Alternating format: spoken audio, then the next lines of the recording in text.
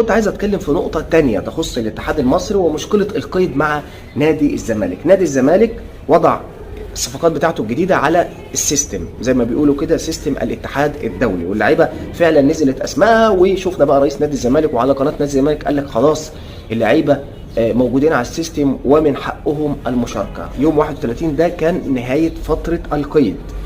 بعد نهايه فتره القيد مباشره الاتحاد المصري طلع كده زي بيان، قال ان ايه يعني بقى، اتكلم عن الانديه اللي عملت قيد للاعبيها، وان نادي الزمالك ما قدرش ان هو يقيد لاعبيه ليه بقى مشاكل ماليه، والنادي الزمالك عليه فلوس كتير جدا. يعني نادي الزمالك كل الناس بتتكلم في النادي الزمالك عليه 70 او 80 مليون جنيه ل يعني مطالبات كده لاتحاد الكوره، ونادي الزمالك ما قدرش حتى يدفع الحد الادنى اللي هو 25% من هذه الاموال اللي على نادي الزمالك، وبالتالي الاتحاد ما قيدش عنده اللاعبين. يعني ايه؟ يعني اللعيبه دي مش هيطلع لها تراخيص وكرنيهات ويبقى ان هي تكون مشاركه بصفه اساسيه. الناس كمان اتكلمت على ان نادي الزمالك معرض لايقاف افريقي. خلي بالك نادي الزمالك هيلعب في بطوله افريقيا في الفتره الجايه، مع المباراه الاولى هتكون مع شباب بلوزداد، فهل هيشارك اللعيبه دي في بطوله افريقيا؟ زي ما نقول كده الاتحاد الكره السنه دي يعني ضغط شويه على نادي الزمالك. نادي الزمالك عليه مديونيه كبيره جدا، لكن قبل كده كنا بنشوف انديه ومنها نادي الزمالك كان عليه مديونيات لاتحاد الكوره،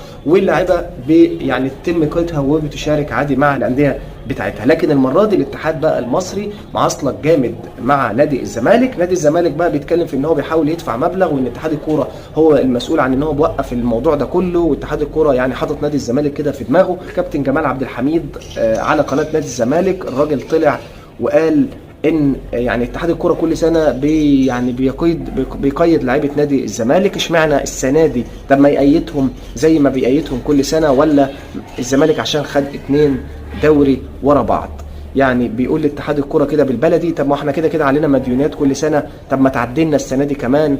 فالموضوع صعب جدا وصعب جدا اكتر، لان اتحاد الكوره طلع بيان رسمي ان نادي الزمالك لم يتم قيد لاعبيه. يعني اي فريق منافس لنادي الزمالك يلعب مع نادي الزمالك مباراه هتبقى مشكله كبيره جدا للعيبه اللي هتشارك من الصفقات اللي نادي الزمالك المفروض تعاقد معاها وحطها على السيستم. هنشوف بقى قصه اتحاد الكوره مع نادي الزمالك، مع مديونات نادي الزمالك هتوصل لايه.